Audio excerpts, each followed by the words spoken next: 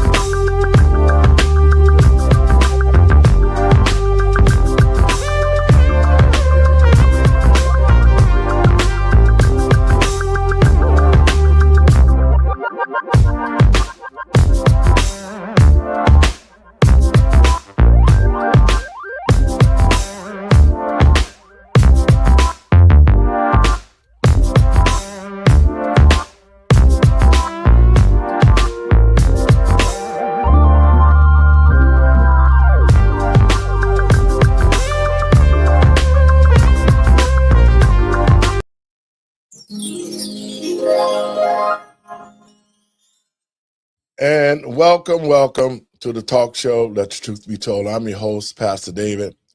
And first, let me give all praise to Yahuwah and Yahusha. That's God in Christ in Hebrew. To the American people, patriots across this country, there needs to come a point in time that the American people need to stand up and run this damn Democratic Party out the country. See, here in Chicago, there's been another death of a young lady walking down the lakefront and get shot in the head by illegal migrants who've been arrested 1,000 times, and yet the governor of this state says he supports them. He has continued to violate federal laws, and now this is the life of another child. See, as a pastor, I see death, but I try not to see it. And what I mean by that, there are certain things that can happen that can be avoided only if we would take the proper precautions. See, and the reason why I'm saying it is because I call a spade a spade. And the Democratic leadership is a damn spade. They open up the borders. They continue to fight. This damn J.B. Pritzker here, the governor in the state of Illinois, he's up for election. JB, I got something for you. And you know what I was going to say. You will never be the governor in this state after November. You would better never run for president because you are unfit. The Democratic Party has opened our borders. They've allowed for all sorts of illegals to come here. And the fact of the matter is, this is not the first time that children have lost their lives due to illegals. But we're going to talk about that. But first, I have some great guests. JB, I'm going to get back to you. But first, I have some great guests in the studio. They say the apple doesn't fall far from the tree. And I have to agree with that. I am honored to have my niece Starshonda Rogers and Coach Randy in the studio today. And let me give you a quick background before I bring them in. These two people have took it upon themselves. Like a lot of people really don't get involved to help people. And that's been the American way of life. That's been the way that I was brought up, always to help those who are less fortunate, because we was poor. And when my parents got to where we could afford some things, then we always reach back to help other people. So it's an honor for me to have my niece in the studio today with us and Coach Randy, because Pastor have been doing a prison ministry for years. I'm 30, 35 years, and it's always been a labor of love. And you can't take on these responsibilities if you don't love the people that you are helping. And I'm so pleased to have her and Coach Randy in the studio. Let me get them in there. Hey, Diddy. Hey, good morning. Good morning. Welcome to the talk show. Let the truth be told. Listen, we gonna get down whenever y'all want to do. Randy, Steve. First, let me. The fire is burning. You said uh, I want the American people and patriots across this country to know that there's so many things in our country that other people need help. My niece and Coach Randy has been a very beneficial coach in this area. And the two of them have teamed up to form a coalition, which I'm going to join in too. Um, they want to help young people that are sleeping in cars and don't have a place to stay. They've lost their green card at home. And so, we have a lot of kids that are not going back to school. Because here in Chicago, I see it every day. I go out, I talk to our young people. A lot of them don't eat. They are not bathing. They don't have a place to stay. And they seems to be a lost generation that nobody really cares because a lot of pastors and a lot of civic leaders are only getting the public safety money. And that's it. And when they get that money, it never gets to the people who need it the most. And so I'm so pleased to have my niece and Coach Randy in the studio. Y'all go ahead, go and introduce yourselves and get you some time in. Tell a little bit about your program. All right. Well, good morning, everyone. My name is Star Lowry Rogers, and I am the director of Rising Stars, Polk County. So, Rising Stars Education and Career Center is what we're called. And this is Coach Lynn McNair, not Randy. Coach Lynn McNair. It's the All coffee. right. So he's going to be running our athletic department, but I had to correct you. I didn't want I'm you to go on glad. with Randy too long. Yeah. I was gonna Okay. Yes, say, sir. I was gonna say, Yes. hey, he must be a great guy if his name is Randy. He was running with it. We was going to run with it for a while, but Let it ride. Let it ride. yes, sir.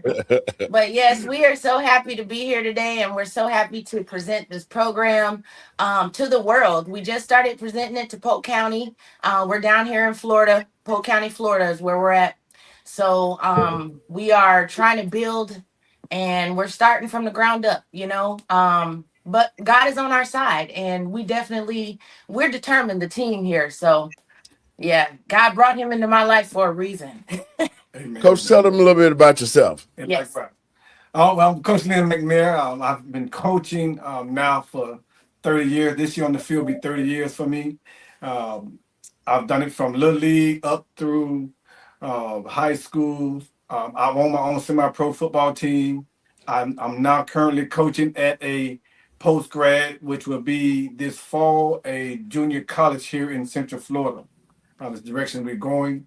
But how be the ever, this program that I'm already a part of doesn't offer the housing for the youth, which is pushing me and motivating me to go in my direction and being a co-founder with Ms. Starr here to build housing first, education, and then athletics. The reason being that direction is because I've researched a study what our government had put out, and it shows that we're having a lot of dropouts due to housing. They can do the schoolwork, of course, athletes be athletes, but when you can't afford housing, there's a big issue.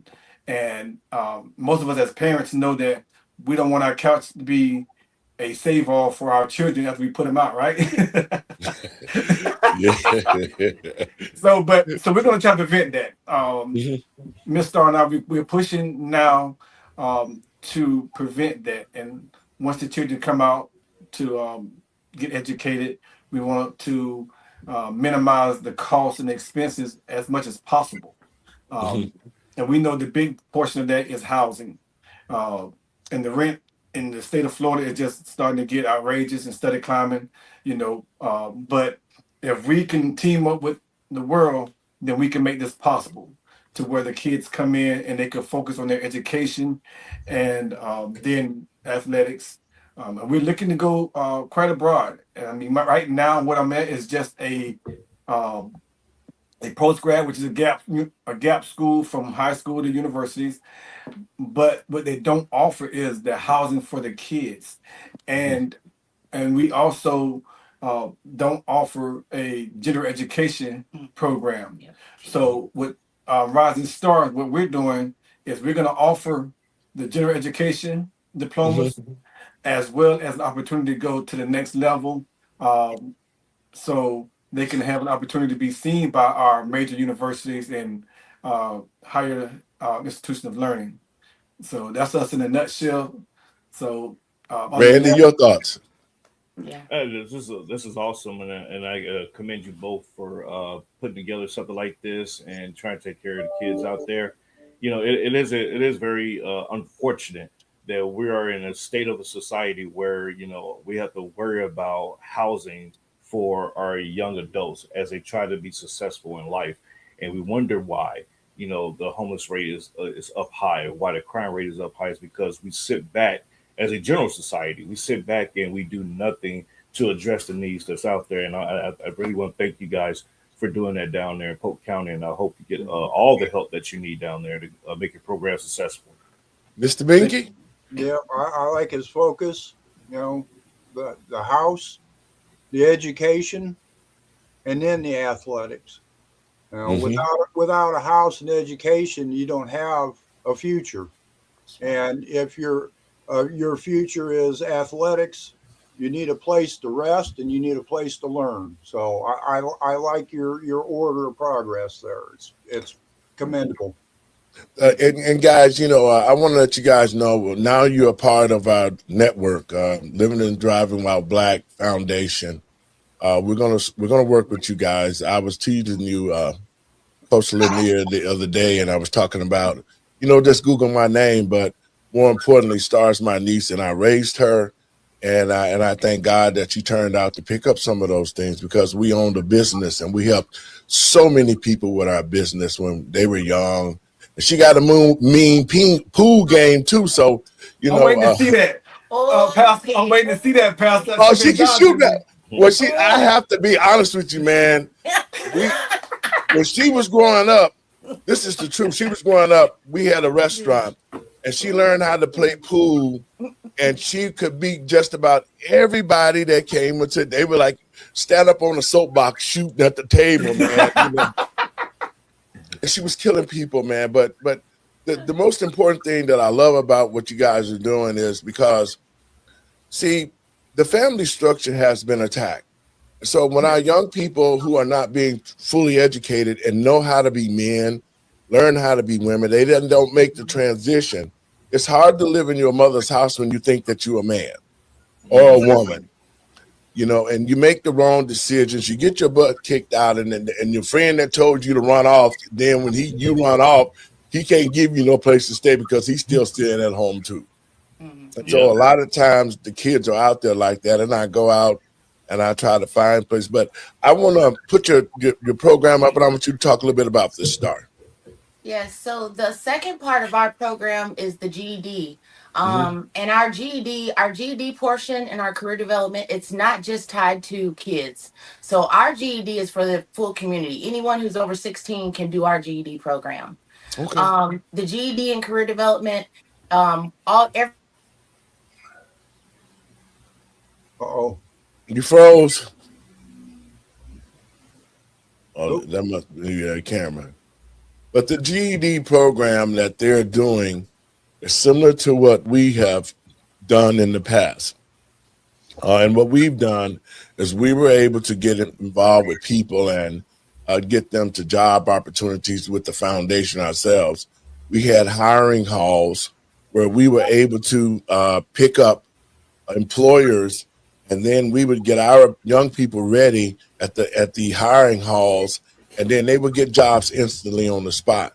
And so those kind of programs is what they've been talking about, and I want to help them with that because we're doing it in Chicago. We're without a doubt.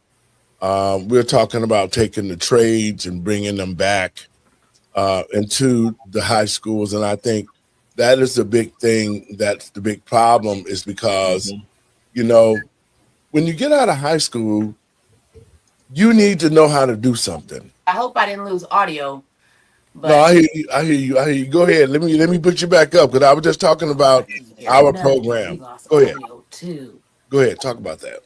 How did that happen? The enemy don't want you out there. It's all good though. We're Oh gonna make it man, happen. You're still here? You're I live. Can you think we hear me? lost video and audio. I still can see you. Oh boy, I don't think they realize that they're. because the call. They still live. I don't know how to even. You guys But can't hear us, can you? yeah, we can. We can. Yep. Oh, how Can did you that happen? keep talking? We can hear you. Hello. We can hear you. Oh, we lost audio. We see you too.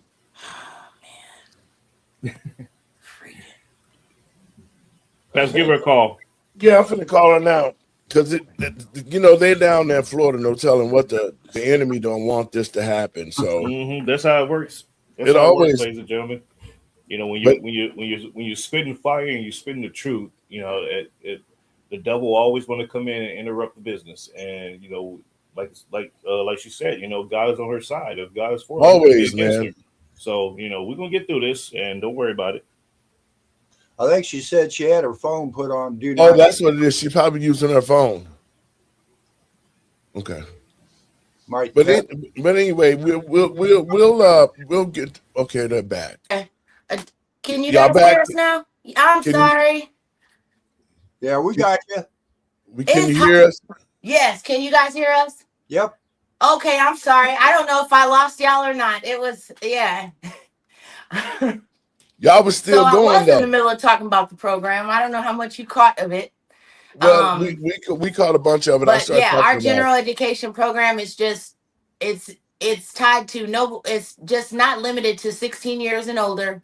Mhm, We will offer financial literacy, health and wellness.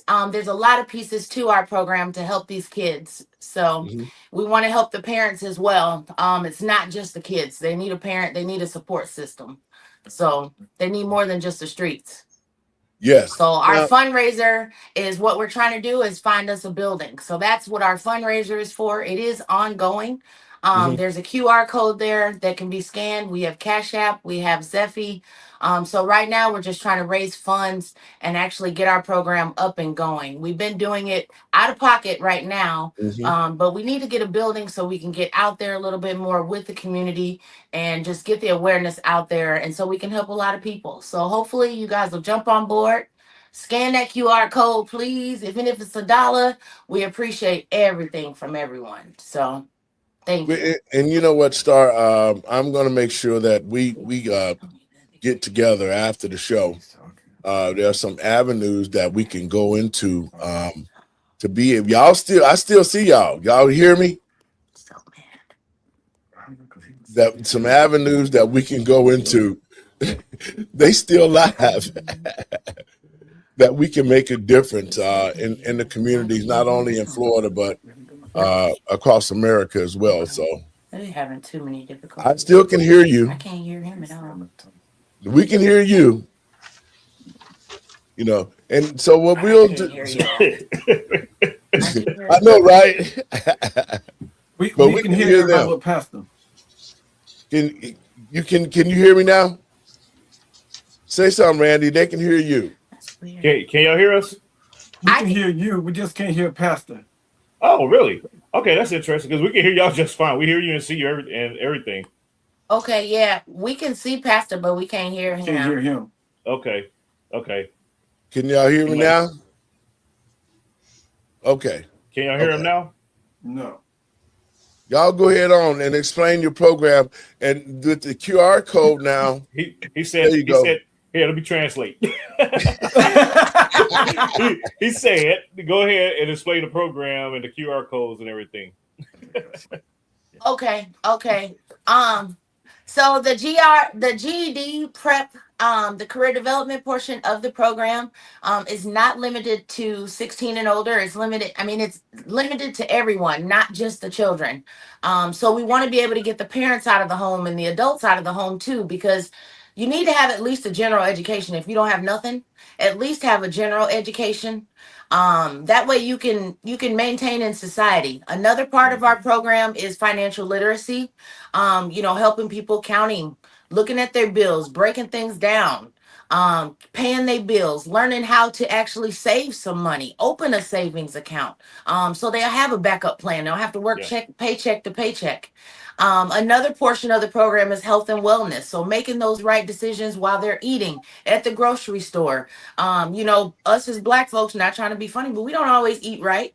High blood pressure. So we got to learn how to make better choices at the grocery store and learning how to spend our money correctly, because we don't do that. We rather go buy a pair of Jordans and not eat. And that doesn't make sense to me. You got to make that make sense in my head. So we got to turn that mentality around. So that's what our program is. So the QR codes, they can be scanned. You can donate by Zephy. We have Cash App. We have Zelle. So right now we're just looking for a building. We're really looking for a couple good sponsors and possibly some investors as well. If there's anyone out there that wants to just help, we would love for anybody to jump on board, to volunteer. We're in the process now of getting a fundraiser here in Polk County together this summer. The date to be announced. So we'll be getting that up and running, and it'll just be a community fundraiser. But we're going to try to get the city involved and just try to get some help. So hopefully someone's out there. Help us, help us. RisingStarsPolk.org. Okay. Oh, awesome, awesome. Now let me ask you, Star and Coach, Yes. what kind of building are you guys looking for in terms of like the accommodations that it would provide? So people out there know that, because we might have some real estate guys and gals listening to the show right now, so they might be saying, you know what, hey, I got some property here I could give up. So what Yeah. are you looking for? Well, that's a great question. So glad you asked.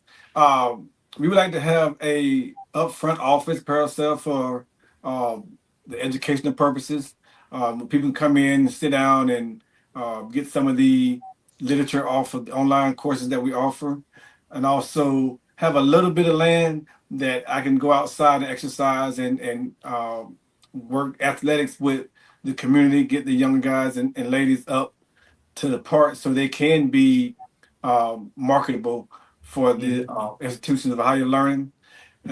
Just pushing out more so that we don't have to have that whole uh, concern of where our youth is for a few hours out the day. We know if they're training with me or in class with Miss Starr, we know they're not out committing a crime or being Yeah, uh, absolutely. stagnant and the mind just running and trying to figure out the next quick come up or how to be Hmm. a nuisance in our community. So my phrase to my staff and my students that I already at is I build teammates and not inmates. So I mean it's Love it. our our portion of prison prevention, is that we educate them first, up first foremost, and then we build them to be model citizens in our community. Hmm. Awesome.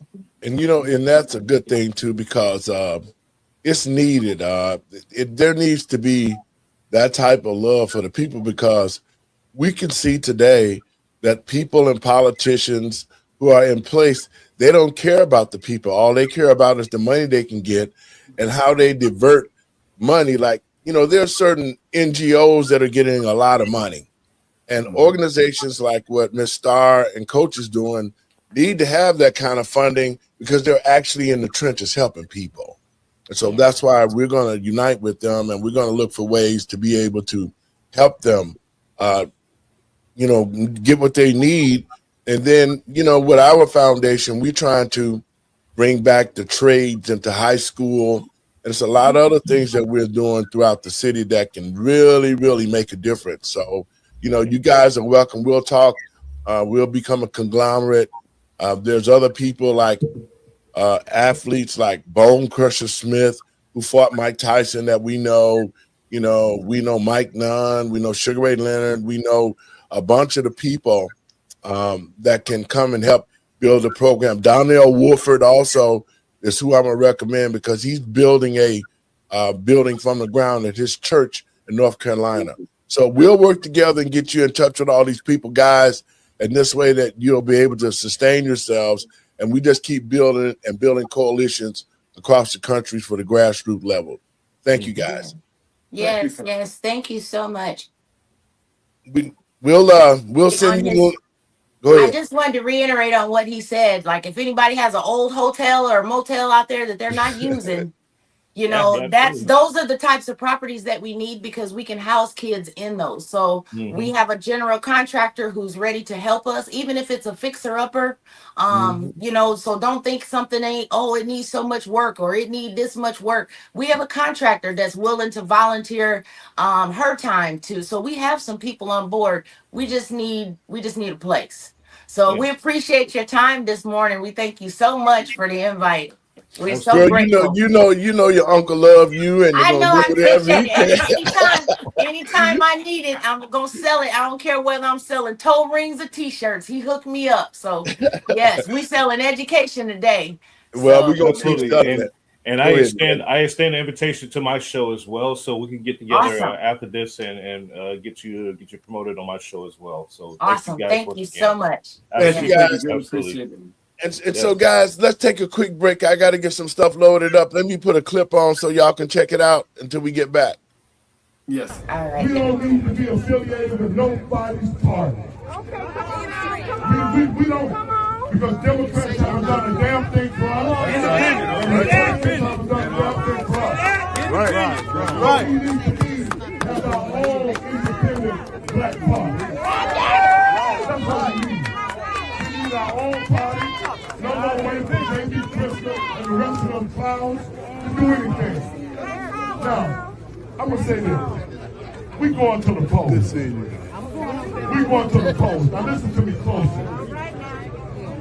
How many people out here suffer during this pandemic? Not a pandemic, but a pandemic. How many people suffer? All of us. Everybody. You still suffer. So what I'm saying is this. We, the people, need to get together. We're going to start this black political party. We're going to recognize the power. It's about America right now. It's about black people. It's about 265. It's about no economic development. We built. It's about areas for we built. That's right. Taking out the job. That's what this is about. Take our land back. We built it. It's our land. We built it. And I'm telling the alderman right now, he's here.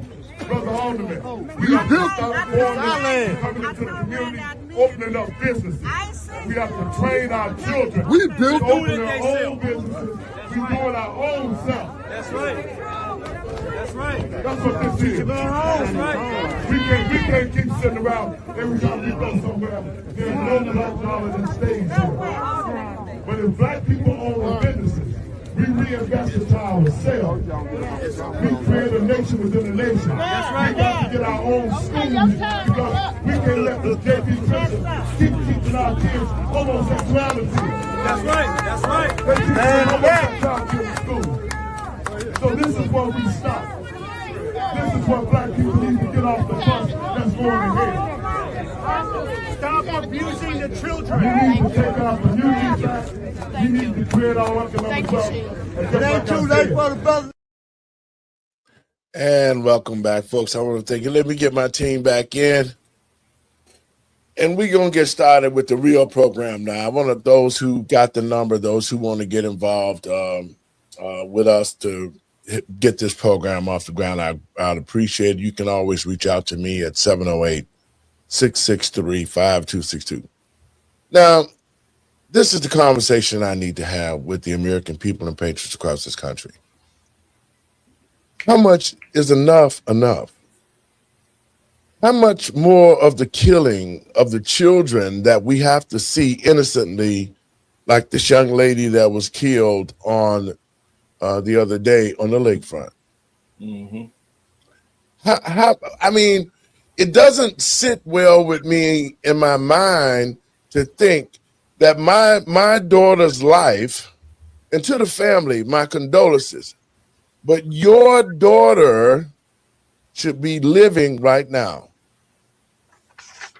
Had they not decided that they were going to open the borders, if J.B. Pritzker, this to the people of the state of Illinois, if J.B. Pritzker told you to your face that he was going to open our borders and allow for illegals to come to our country, that he was going to take taxpayers' money and made sure that he could hide them from ICE, if J.B. Pritzker has already showed us that he hates this country so much that he don't give a damn about the young lady that was killed on the lakefront, the lies him and Brandon Johnson have told about how that they love the citizens and the people of the state, but it is not reflecting it. So that's what I'm talking about today. That's what I'm really upset about, because now we have another child, another family who lost a child, and this child would have been living only if J.B. Pritzker had allowed President Trump to come into this community and remove all these illegals. But see, J.B. Pritzker been hiding them. He been giving them new identities. He even gave them money all off the taxpayers' dime. And guess what? To the people in the state of Illinois, he's running this November on 3rd. It is time for J.B. Pritzker to be removed. How many more children got to die? How many more parents have to come on the TV and hear him say stupid stuff that he calls? Randy, your thoughts on that? You know, thank you. Because I was actually looking for a clip where I can't remember the Democrat's name, but he recently said the quiet part out loud. He said, "We don't care about the American people. We care about the illegal migrants."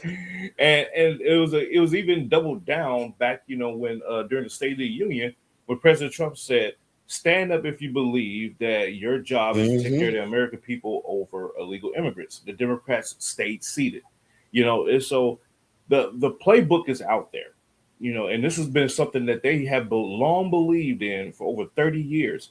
That we need to bring in a new voter population, put them in the black community. Let's eradicate the black community. We can't put them in the white gated community, because then we're going to be definitely out of office and everything else. So they already know that they need to eliminate the current residing American minority population with a new population of people, and they don't care about whether they're criminals. They don't care about their murderers, rapists, and everything else. They don't care, because guess what? Natural attrition will run its course. That's what their mindset is. So it's no wonder that J.B. Pritzker, and I can't even call him a governor. He's a tub of lard sitting in that office, taking up taxpayers' money, and he is an ineffective governor. And so, Darren Bailey, we're standing behind you, and we're gonna get you in that office and help you clean up Illinois. And it's just crazy to me that the American people in Illinois are still supporting this party and this agenda. It's just crazy to me, and they won't change until it hits home for them. By then, it's too late. Mr. Binky? Well, according to the alderman up there, Maria Haddon, she said if Miss Gorman hadn't startled that illegal immigrant, it probably wouldn't have happened. What you mean by? Wait a minute. That's exactly what she said. Explain. What do you mean by startled the immigrant? He shot her in the head. What the hell startling got to do with that? Apparently, she was making a comment that these kids are out doing their thing and all, and this illegal immigrant was standing on a pier or something, and this Miss Gorman came up and startled him. So he shot her in the face. That was her excuse, and she's taking a lot of hell over it. And she should. She should. This is what I don't understand. Now think about this. How is it understandable that as a parent, as an American citizen, as a taxpayer? See, let me. I don't want to say it, but back in the day, because I'm telling you, They wouldn't have found him. They would have not needed. Listen, they wouldn't have. He'd have been somewhere, but it wouldn't have been in Venezuela. But he sure wouldn't still be in Chicago if he killed my daughter. Fish bait. So that part. But to this family, you know, black children are killed all the time. Now, this is to me a bad situation. But how much longer are we going to have to go through this? I got a clip I'm going to play, man, about this. Yes, sir.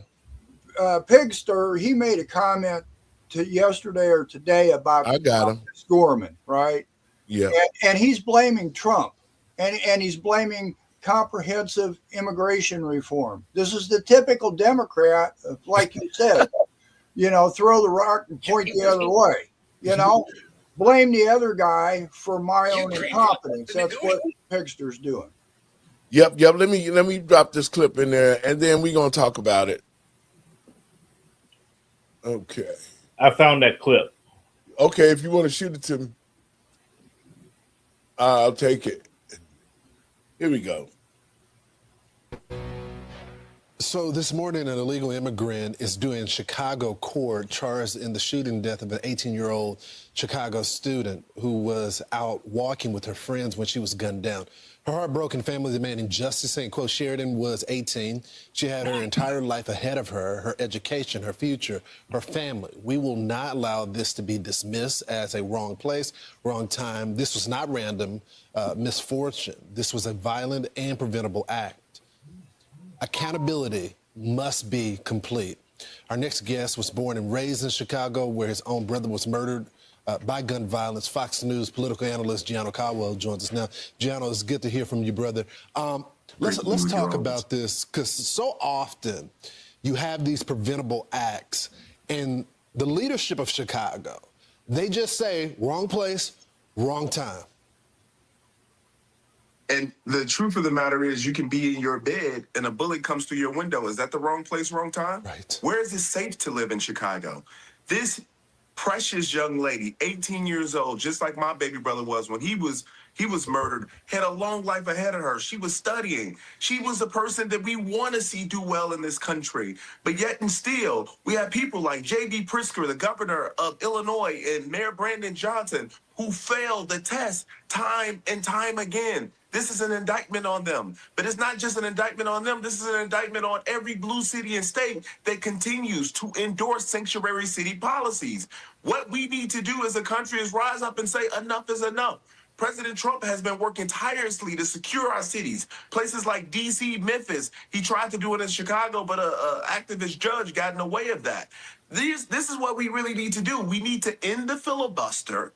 We need to pass the SAVE Act. And additionally, these elected members that we sent out to do the job on behalf of our citizens need to end sanctuary cities once and for all. And they need to do so in a matter that if any of these elected mayors, Johnson, Karen Bass, and others, try to get in the way of these actions, they should face jail time. That is what I would like to see come out of our United States Congress. You know, it's interesting, Gianno, because earlier in the show, we played this flashback clip of the governor, J.P. Pritzker, who toured this area and was making fun of the president and said, you know, do you think that this lakefront is violent? This was the same place she was murdered.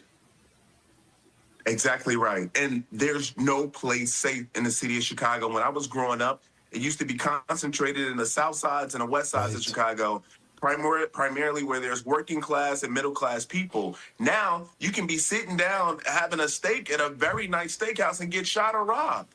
Where is this okay? You have countless businesses that have left Chicago and said that it's because of the crime. You look at people like Ken Griffin and Citadel. You look at all these other companies that have left Illinois, Bowen, etc.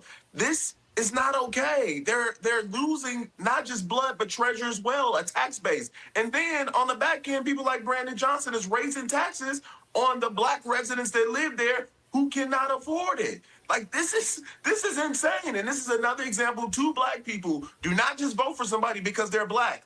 can end just like this. You need to vote for the best possible person, and that person wasn't Brandon Johnson. But these are the consequences that we now face, and it is unfortunate reality, and it's going to keep happening over and over until something happens, particularly at that federal level, because the Chicago politicians have failed. They're an abomination, and they need to be removed from office. Strong words from Gianna Caldwell. Thanks for joining us this morning. Randy, your thoughts? He's absolutely right. You know, the crazy part is I don't even know where that originated from. That statement, "You're at the wrong place at the wrong time." You know, nothing is by mistake. You know, yeah, I get it. You know, you shouldn't. If you get shot in a club, maybe you should have been at the club. You know, but Right. say that you know you was the wrong place. No, you were where you was intended to be. You know, type of thing. So that's a way to justify or to minimize what's going on in our society, is by trying to blame the victim of whatever crime. It's like, well, you shouldn't have had your purse out like that. You should have had it tucked away. It's like, look for ways. It's like, do you hear yourself right now? So it's mind blowing to me that, you know, we're at that place where we're looking for ways to blame otherwise. No, everybody's at fault for something that happens to them. You know, so it's just crazy to me. Mr. Binky? Well, you know, he was talking about sanctuary cities and stuff. Said it 100 times. You had Chris Ann Hall on a couple last week or so. No state, no city can designate themselves as a sanctuary city or state. They're acting unlawfully. The immigration, it was given to the federal government, Article 1, Section 8, to have a uniform set of naturalization rules. That's immigration. The states gave up that right. So the states they can't make a law about it. They can't make a law against it. They can't make a law that modifies it because they don't have the power. And this notion that we've got to live listening to Bass and Pigster and Brandon Johnson and Newscomb and all these guys talking about their sanctuary policies. They don't exist. They should not exist. And this argument should have never happened to begin with. Mm-hmm. This started all the way back in Chicago with who's Governor Washington, was it? Yeah. What happened was Harold Washington created a sanctuary city, but it was for black people.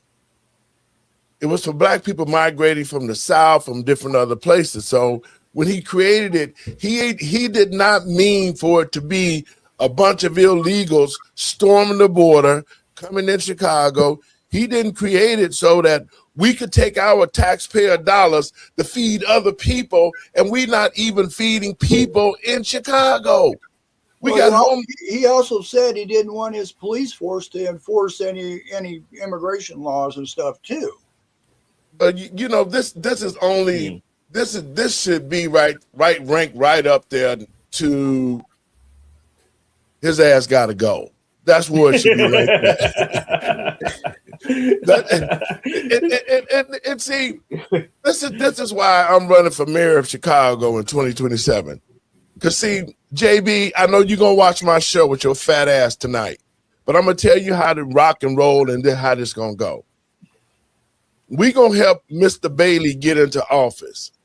And once Mr. Bailey gets into office, we're gonna create an agency or an association to investigate all the crimes that you and Brandon have done. And with the authority of the new governor, Bailey, we're going to arrest your fat ass.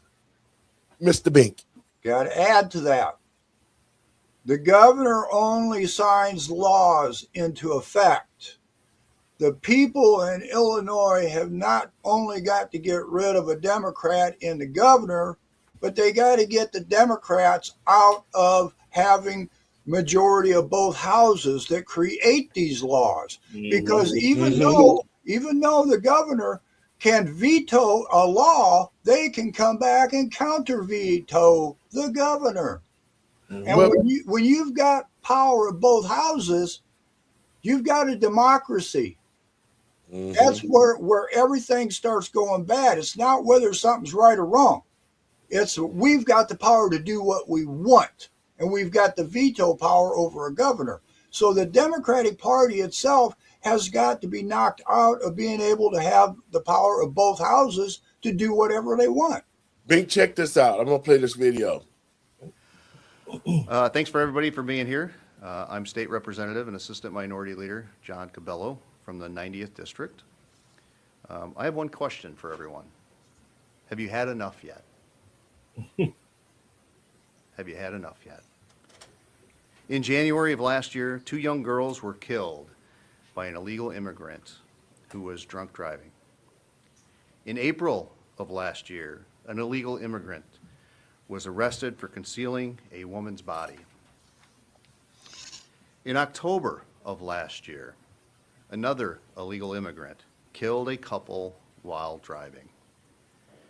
And now last week, 18-year-old college student Sheridan Gorman was shot and killed on Chicago's lakefront, a place that Governor Pritzker often claims is safe, by an illegal immigrant with prior offenses who was allowed to stay on our streets. So the question before us is simple. Have you had enough yet?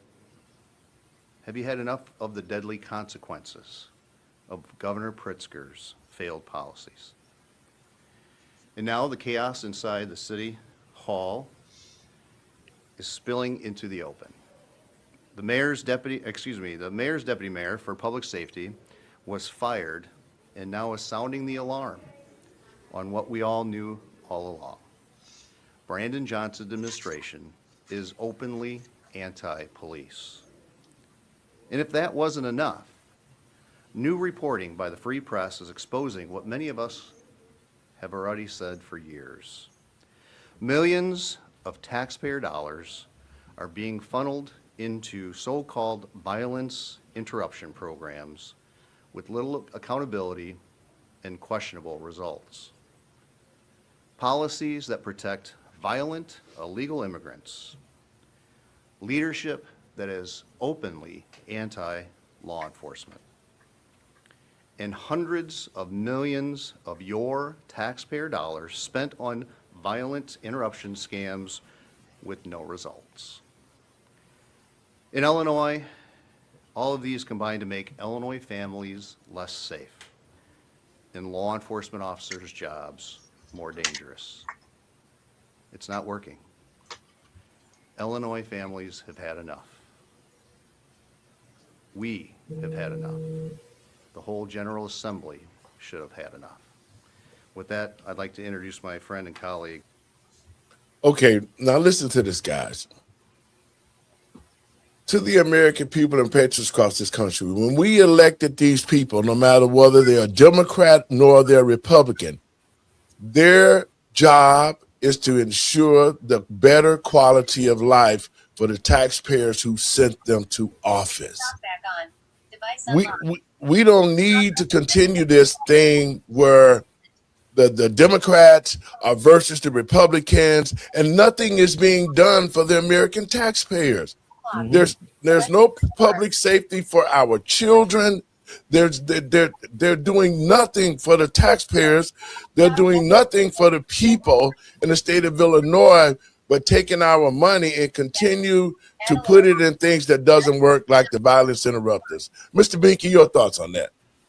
Well, I'm going to be straight up with you on John Cabello. John Cabello in Illinois voted to give migrants, undocumented migrants, to be able to be a cop. That's it, Binky. Make him naked, Mr. Binky. I'm trying to get that text to come up, but my phone's acting up. But you know what? I remember that case because that was an illegal, and they knew he was illegal, and he became a police officer, didn't he? Yeah. Yeah. Well, Mr. before he even voted this in, I talked to him, and he said, oh, we know what we're doing here because illegals, undocumented migrants, however you want to classify them, can't get a license for a gun. Exactly. The federal government. Well, it was just a couple of weeks after that, California out there, I don't know if it was LA or wherever it was, they passed an ordinance saying that undocumented migrants can carry a gun. So it was that simple to be able to go around these laws to keep them from being able to be a gun. So you got to, like you said, it don't matter if they're Republican or Democrat. You got to follow what they are about. Yep. And I'm not trying to diss Mr. Cabello, but you might as well. He did do something along with the Democratic Party, thinking that it wouldn't work. But you know what the thing of it is that the American people have too long just sit back and allow these people to do this without saying nothing. And I think that's what the problem is. It has been put on us as if it's our fault because we're trying to make sure that we're trying to make sure that they do their jobs, but they're definitely not doing the job. And what they have done has J.B. Pritzker, Brandon Johnson, the Democratic state senators and representatives, the Republican state senators and representatives, all of them have blood on their hands because the Republicans could have stood up and fought like hell and continue to bring national attention and make sure that we could do some redistricting to stop this foolishness like what they've done and got away with. So they all got blood on their hands. So when you look at this guy and he comes up here and he named off all the stuff, it's more than that. Megan Boss, who was raped and murdered by an illegal, and the judge under the Safety Act let him out of jail with no bail. So, you know, they created it's the Democratic Party who created this stuff that allowed the illegals to feel so brazen that they can kill anybody and get out of jail. I guarantee you this guy might be out of jail too. So, you know, your thoughts on that, Randy? You know, it won't be enough until the criminal justice system is collapsed to the point where they can't even handle, you know, the amount of criminals coming in and out, cycling in and out. But here's where it's going to collapse at. When the American people start standing up and taking justice into their own hands because of the failed justice system. That's when you're going to see total calamity. It's like, okay, we the people going to be waiting outside that sheriff's office or that courthouse. Go ahead and release that joker if you want to. Watch what's going to happen. When that starts happening, the justice system has collapsed, and they're going to say, okay, well, whoa, we need to reel this in. Okay, if there's a crime happening, we're going to do the right thing because we can't have a rogue society taking justice into their own hands. But and Randy, go ahead. That's what we at. Randy, and the sad thing of it is how do you explain this? You're the governor who opened the borders. You're the governor who gave $2.5 billion of taxpayers' money to illegal migrants in this country. Mm-hmm. You're the governor who created a new law behind the taxpayers' back to say that if illegals are over here a certain amount of days, that you can give them a whole new identity. Governor J.B. Pritzker has been abusing the taxpayers and aiding and abetting criminals. And this is what he had to say about Sheridan being killed. Of Sheridan Gorman, she's the Loyola University student who was murdered. What do you say to Sheridan's parents, Tom and Jessica Gorman, when they blame policies, including those in Illinois, for their daughter's murder? Well, this has been a terrible tragedy, and I know that the Gorman family has suffered mightily. I agree, there have been real failures. Those failures, of course, extend beyond the borders of Illinois. That's their national failures, a failure to have comprehensive immigration reform, a failure of the president to follow his own edict to go after the worst of the worst.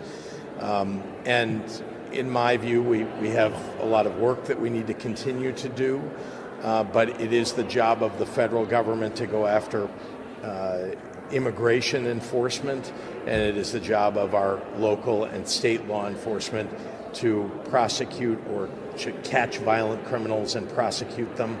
And we should continue to do that both on the state level and the national level. Hold up, guys. Go ahead, Binky. I know. That's what you just said. He blaming the president instead of taking response. Go ahead, Binky. Go, y'all. Go ahead on.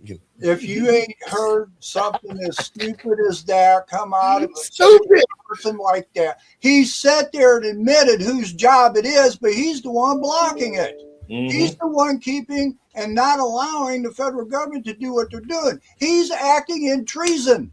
Yep. Yes. He is acting in treason. That's all there is to it. He's admitting it. Why is he still sitting in an office? Pam Bondi ought to have an arrest warrant out for him right now. Yes. Exactly. Exactly. Gone. Randy, to me, here you are, the governor who have been hiding, aiding, abetting to the people in the state of Illinois. If you allow J.B. Pritzker to get his ass back in office in November, then the state is surely going to die. Here he is clearly saying out of his own mouth that, yeah, it's my fault. I effed up, but that's too bad. I'm going to keep taking the taxpayers' money. I'm going to blame it on President Trump. I'm going to blame it on it. Well, you know, it never would have happened if Sheridan had not been walking on the lakefront. Basically, that's what he's saying. Mr. Binky. Randy hit the nail on the head just a little bit ago about our justice system failing. It has already failed because when you've got judges all over this country making different decisions on interpretation of what happened, that's a problem. There's no unity. There's no uniformity of what's right and wrong. You've got the opinions of different people. That's taken our justice system and just tearing it in shreds. When you're electing conservatives or liberals or Republicans or Democrats to the Supreme Court, that's telling you we're prejudiced. How, you know, this is where people don't understand. Our judges are the lowest on the chain of our branches, and they were given the least amount of power because if we, as it was said, if we allowed the judicial system to interpret our Constitution, they could mold it and shape it like clay, however they wanted to. And that's what we're listening to today. We've got judges over here saying this. A judge says, no, I don't agree with that judge. What the other judge says, well, I don't agree with that judge. So everybody's going, this is how our justice system is. Now, guys, check this out. How can he come and this? I'm trying to use the right words. Just use the words. Just say it. Say what you can. Say what you can. Just say it out. How can you sit there and be a public servant and lie and distort and you know what? And just destroy anything of value and principle? That's disgusting. It is. You know, this is what if I was President Trump right now, after watching that, I would do an immediate news conference. And I would be like, and I would do a side by side of him saying that, and I would say, "Thank you, we appreciate you. We'll be there tomorrow." And I'd be like, the entire Department of ICE would be in Illinois, and he'd be like, "Ah, no." Well, you know what, you said that it was our job to come in here and clean it up. Yes, and clean it up, and we might arrest your ass for and he should. He should be here interfering in police business. Yeah, there would be no might. There would be an arrest. But listen to this, guys. Now, back in the day, I can remember that Pritzker is guilty of murder. So is Brandon Johnson, because they aided and abated criminals to stay in this country to make money off of them. And now American citizens are losing their lives. They're killing our babies because they can't drive on the road and read the signs. I mean, J.B. Pritzker is the one who said that, you know what, we don't want ICE here. We don't want them here in Chicago. Chicagoans have to remember, black people, white people, Chicagoans have to remember he is running for governor in November. We have to remember all these things that he has done and lied and gave our taxpayer dollars to people who laugh and smile in our face. They call us crazy. They say, and especially the black community, they say black people are dumb. We can come over here and we can get paid. We ain't got to invest nothing because the governor loves us and he hates American citizens. That's what President Trump said, guys, because they want him. Now, let's see, to the people of the state of Illinois, let's see, after what JB just said, that it's the federal government's fault that this baby was killed because an illegal was over here, but yet are they going to hold him so Trump and them can get him? Department of Homeland Security now asking the state to hold Jose Medina on an ICE immigration detainer. It's a fresh new friction point between the feds and states with sanctuary policies. President Trump and DHS zeroing in on Illinois yet again for policies that forbid collaboration between the state and federal government on immigration matters after 25-year-old Jose Medina, accused of being an undocumented immigrant from Venezuela, was charged with killing 18-year-old college freshman Sheridan Gorman last Thursday in Rogers Park. It's devastating. These people were let in by Biden. We're getting them out. We're getting them out fast. That's why ICE is so important. They're doing such a good job. Chicago police detectives using facial recognition software to identify Medina, comparing his images to U.S. Customs and Border Protection records, according to a police report. Medina was at large after skipping a court appearance for shoplifting in 2023, according to court records. DHS saying he should never have been released. This defendant now has been charged or been arrested and will be charged with murder. So really, that's where the action is going to be here. ABC 7 chief legal analyst Gil Sofer says this creates yet another flashpoint between federal immigration goals and the state's welcoming policy towards migrants. It wouldn't make sense for the feds to insist on a handover from the state for deportation purposes now.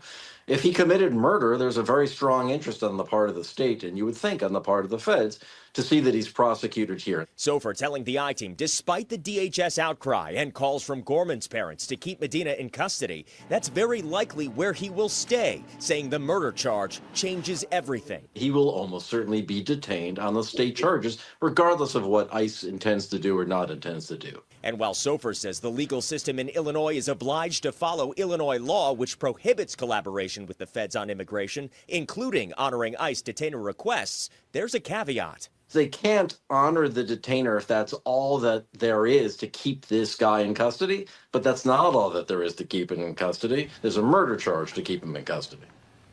So for underscoring, it is likely Medina will face deportation proceedings, but at the end of a very long legal process as the murder charge against him plays out in court. All right, guys, your thoughts, Randy? I would say that they should realize that their sanctuary city prohibition of working with the federal government, all that is unconstitutional and should be struck down anyway.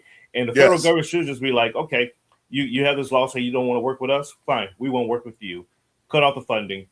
Have a nice day. Figure it out.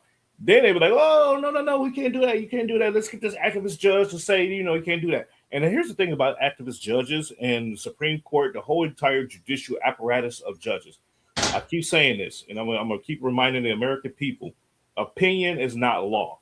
Okay, so don't give a damn about what a judge says, or in my opinion. Thank you. Just like how everybody has, we all got opinions too. So, change the law or enforce it. One of the two. Those are only two options you have when it comes to the law. Change it or enforce it. And for Illinois, they're gonna learn, and they're gonna FAFO, and President Trump and them is gonna say, okay, you know what? This is what we're gonna have to do. And I encourage it. And what I would encourage is get a rope and find a tree. Mr. Binky? Now, I want to make sure I got what that guy said was. He said that because the guy was shoplifted that wasn't a good enough reason for them to hold him, but because murder was A much better charge. now they can, that's a reason to hold him. No, the guy was illegal. Yes. That's the reason you to hold him. Hold him. Yeah, exactly. See, there's your legal system, your justice system, Randy. You got people like that guy sitting there saying, well, it was just he was shoplifted, so he's illegal, but that's not good enough to hold him for the federal government who has authority to come and do their job. Yeah. We don't want to spend our resources. That's their argument, Randy. We don't want to spend our resources, our money, doing the federal government's job. Well, by George, buddy, I'm going to inform you of something here. Long ago, the state said we don't want to enforce different immigration laws. So those laws went to the federal government. That doesn't mean that you're taking away any responsibility of having to cooperate. Yep. See, guys, and both of you are so correct. And this is my thoughts. I was joking about get a rope, but anyway, I would. But these are my thoughts. Man, listen. Now, J.B. Pritzker came on and contradicted himself. And people watching this show, please share it around and see what the Democrats continue to do. And I keep saying the Democratic Party because all the blue states have deemed themselves sanctuary cities, and they are allowing these criminals to stay. They're hiding them. Now they're killing citizens ever since they've been here. And the best thing he can do is blame the federal government. But I want to play this clip, guys. See, J.B. Pritzker, I know you're going to watch my show and you're going to talk all the crap you want to talk, but you will no longer be the governor after November 3rd. I can guarantee you that. Okay? But I want to play this clip. Had J.B. Pritzker cooperated with ICE and President Trump, you would see something like what I'm fitting to play right now in Chicago, where the citizens allowed ICE to come in, the National Guards, and take their city back, especially in the Black community. Check this out. That's great. It's going to get better and better. You watch. Thank you very much. Delisha? Thank you so much, Mr. President. It is a complete honor to be here with you today. Thank you for saving Memphis. My name is Delicia Ballinger, and I'm a lifelong Memphian, and I'm a mother. And I wanted to speak with you today, not just as a citizen, but as a mom who's lived through what Memphis has become. I remember a different Memphis. I remember when the city felt alive, when families didn't have to think twice about safety, when kids could just go outside and just be kids. We had places to go, things to do, and a sense of pride about where we come from. But over the years, that Memphis has faded, and what it was replaced with was fear. Before the Memphis Safe Task Force, I just didn't hear about crime, I lived it. I watched friends and people that I love lose their lives to the senseless violence. I've attended funerals that never should have happened. I've seen families torn apart, mothers grieving, and children growing up without parents, all because of violence that felt like it would never end. And those moments stay with you. They change how you see everything. But nothing's changed me more than becoming a mother. Because now, it wasn't just my life that I was worried about, it was my children. There were days where I wouldn't let them go outside, not because I didn't want them to, but because I was afraid what would happen if I did. And the fear of stray bullets, the sounds of gunshots at night, constantly wondering if they were truly safe. And that fear became real in a way that no mother should ever have to experience. At just 5 years old, I could have lost my son.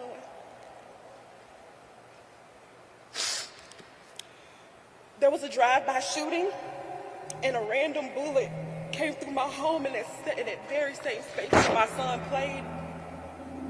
And to that day, this bullet hole is still in my wall, a permanent reminder of how close I came to losing everything. My family we are good people. We work hard every day to have everything that we have, only to have it taken away from us.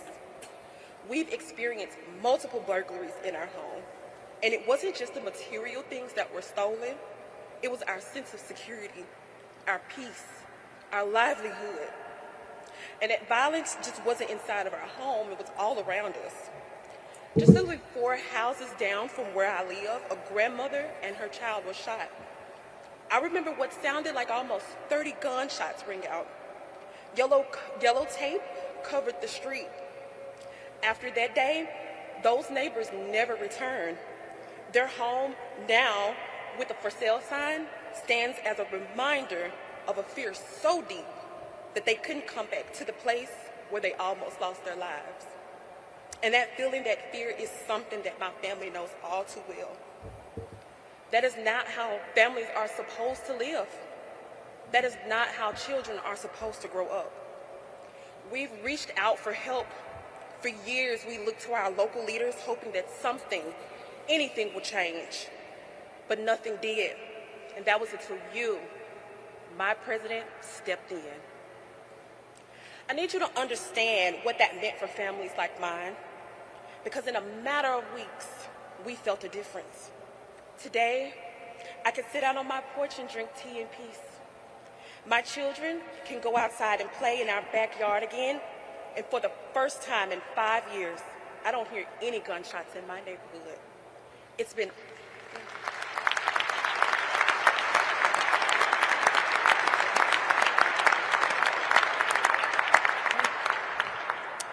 almost 6 months, and it's like a whole new world. That silence means everything to me. It means safety. It means peace. It means that I can breathe again as a mother. What years of waiting couldn't fix, you did it in just 3 weeks. And I'll never forget that. My family will never forget that. And what's even more powerful is that impact did not stop there. Because of the Memphis Safe Task Force, it has sparked continued efforts right here at home, like the Make Memphis Matter movement, led by the incredible, the most awesome State Senator Brent Taylor, starting in 2023, who is putting his best foot forward every day to continue the mission to make it a safer Memphis and to hold our SOARS-backed DA accountable at a state level, and partnering with amazing Senators Hagerty and Blackburn on the federal level. And it's because of leadership like that, I believe that Memphis can become that place that I once remembered. So from the bottom of my heart, thank you. Thank you for seeing communities like mine. Thank you for taking action. Thank you for putting Americans first, especially right here in Shelby County in Memphis. Because this isn't politics for me. This is my life. This is for my children. In fact, President Trump, my son, my beautiful son, is here today, and he would like to wave and say thank you, because now he's free to live a normal childhood. Braylon, stand up for me, baby.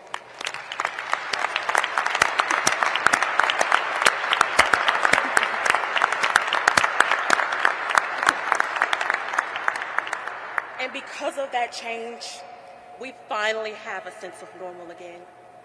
Again, from the bottom of my heart, I truly don't have the words to share how much I appreciate you. Thank you so much, sir. Memphis loves you, President Trump.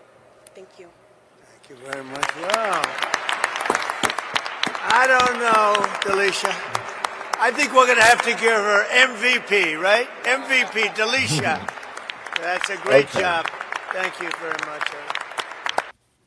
All right, guys, your thoughts. We got to get out of here. Mr. Binky. Now, why I'm saying that is because had J.B. Pritzker allowed ICE to come in and do the job that they did in Memphis, Sheridan Gorman would be alive. So would be Megan Boss would be alive. So would all the people who have died on the roads because damn migrants can't read English and still drive. And your thoughts, Big? We got to get out of here. Well, I'll try to make it real quick here, but do your thing. That to unpack what that lady said, I feel a whole lot for her. Yes, me too. What I felt she was saying is that society let her down. Mm-hmm. She said that I can't go out and enjoy, without feeling safe. Yes. And then she's expanding on policing power coming in and taking care of the problem. What I'm trying to get at here is I think our society has normalized an incompetent government. I think our society has normalized violence, and now it's hitting her home. It hit her, yes. And I don't believe in a big government coming in. I believe that we, the people, need to start being responsible for our actions. We need to start being responsible to other people. And I don't want government coming in and cleaning up. That's not going to solve the problem. It's we've got to solve the problem. Yes. And we're the ones that's got to quit normalizing the wrong, believing it's normal. Yep. If that makes any sense. I don't want to get into a long speech here. But It's Stockholm syndrome, Randy. You're absolutely right, Steve, and I echo that. That we have this problem in society where we normalize not only stupidity, but we normalize criminality, we normalize immorality, we normalize the everyday common sense stuff that we should not be doing. And so we say, like politicians lying or candidates that's running for office lying to your face. Yep. And it's a lie, but you're like, oh, that's politics, and you accept it. It's like, it's like, are you? I've been saying this. I've been saying this phrase lately. You're either complicit or stupid. But now, when you know that you're doing something, you're both complicit and stupid. And so this is where we at in society now. We have become a society of being complicit and stupid because we allow these things and we're trying to normalize, we're trying to justify it and say, oh, it's always been that way. Well, it hasn't always been that way. We devolved ourselves in society to become this way. Great discussion, ladies and gentlemen. Thank you, Pastor. Thank you, Steve. Well, it's always a pleasure, man, to have great people on the show with me. I just think that it's a sad situation, and the American people and patriots across this country have to address it. Yes. I want to thank you guys, and we're going to talk soon. Look at Friday, and we'll see what we can do. Folks, I want to thank you for tuning into the show. And I want to say to Sheridan Gorman's family, this should be the last death in this country that an American citizen is killed by an illegal. The word illegal means that you have broken the law. J.B. Pritzker doesn't have a remorseful bone in his body out of all the things he's done to the state by aiding and abating the illegals, giving them money, houses, cars, warm places to stay, making sure they got licenses so they can deceive and use taxpayer dollars and never put one dime in this country. And it's heartfelt for me to see this type of stuff, and the American people and patriots across this country is suffering. And to us, the American citizens, just like Mr. Binky said, how long are we going to stand back and watch it?